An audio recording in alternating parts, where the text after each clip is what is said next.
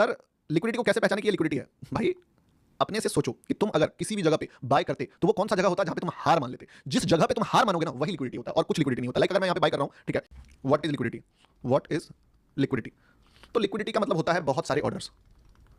अब ये बहुत सारे ऑर्डर्स कैसे बनेंगे? जैसे तुम्हारा एक ऑर्डर है, बाय ऑर्डर या सेल ऑर्डर, ठीक है, तो वैसे ही एक बाय सेल ऑर्डर तुमने लगाया कि मान लो तुम एक चार्ट था, ऐसा ऐसा टाइम पास कर रहा था, ठीक है, तुमने यहां पे बाय कर लिया, ठीक है, आपका एक ऑर्डर है यहां पे, इसी जगह पे कोई यहां पे बाय किया, कोई यहां पे बाय किया, कोई इधर शॉर्ट किया, कोई इधर बाय किया, कोई इधर, मतलब बहुत सारे लोगों ने ऑर्डर लगाया। अब ये सारे लोगों का जो ऑर्डर है, ये एक ऑर्डर है, ये बाय ऑर्डर, तो ये बाय हुआ, लेकिन सिर्फ एक ऑर्डर नहीं रहता, मार्केट में दो ऑर्डर रहते हैं। एक जो भी बंदा बाय करता है वो दो ऑर्डर और लगाता है, कौन सा? एक टीपी लगाता है और एक एसएल लगाता है।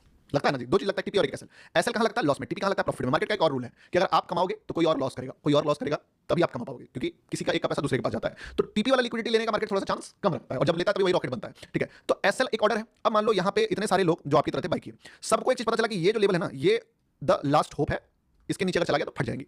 तो मार्केट क्या किया, वो सारे लोगों ने इसके अंदर एसएल रख दिया कि अगर ये गिरा तो फट जाएगा, निकल जाएगा। दूसरी बात, सबका एक एक्सट्रीम लॉस भी यहीं पर फील होता है कि कोई बंदा अगर यहाँ पे बाय किया, यहाँ पे बाय किया, उसको एक बार 6000 लॉस दिखा, फिर 8000 लॉस दिखा, फिर 10000 लॉस दिखा, 12000 लॉस दिखा, 15000, 18000, 19000 लॉस दिखा, दोबारा 19000 लॉस दिखा, तो यानी कि वो 21000 का लॉस में उसकी फटेगी फिर से। तो ये कारण होता है कि ये जो सारे मेजॉरिटी ट्रेडर्स हैं, उनके जो ऑर्डर्स है, ये बंच ऑफ ऑर्डर लिक्विडिटी कहलाता है। और जब मार्केट इस रेंज को टच करता है तो ये सारे जो लोग हैं वो एक डिसीजन लेते हैं कि अब हमें इस ट्रेड से निकल जाना चाहिए। जो डिसीजन ट्रिगर करता है एक ऑर्डर को, जिसको बोलते हैं एसएल, और वो ऑर्डर होता है मान लो एक सेल का एग्जिट, यानी कि सेल था ना जी, नहीं, बाय का एग्जिट यानी कि सेल ऑर्डर। तो इतना सारा जो सेल ऑर्डर यहां पे लगा, तो ये सारा, सॉरी, इतना सारा जो सेल ऑर्डर लगा, ये सारा सेल ऑर्डर मार्केट में बड़े प्लेयर्स को अट्रैक्ट किया कि उनको अगर 100 करोड़ का माल खरीदना था, 1000 करोड़ का माल खरीदना था, तो वो जाके कपड़े दुकान, मतलब आप सोचते हो ना, जब आपको एक टी शर्ट खरीदना होता है तो आप शॉप के पास जाते हो, शॉप वाले के पास जाते हो। 5 टी शर्ट खरीदना होता है तो आप शायद मॉल पे चले जाओगे, लेकिन जब आपको 500 टी शर्ट खरीदना होगा तो आप कहां पे जाओगे? तब आप जाओगे गोडाउन में, मैन्युफैक्चरर्स के पास, क्योंकि उनके पास ही एक 500 टी शर्ट सेम डिजाइन का सेम जगह पे सेम रेट पे मिलेगा, आपको 10 दुकान भटकना नहीं पड़ेगा। तो वो क्या देखते हैं कि चलो इतना माल अवेलेबल है, एक काम करते हैं उठा लेते हैं। वो एक माल नहीं खरीदते क्योंकि हमारा औकात इतना है, उनका औकात इतना है, बट इतना माल उसको मिलेगा कैसे? हमारे थ्रू करवाते हैं। तो यही चीज लिक्विडिटी कहलाता है, ठीक है।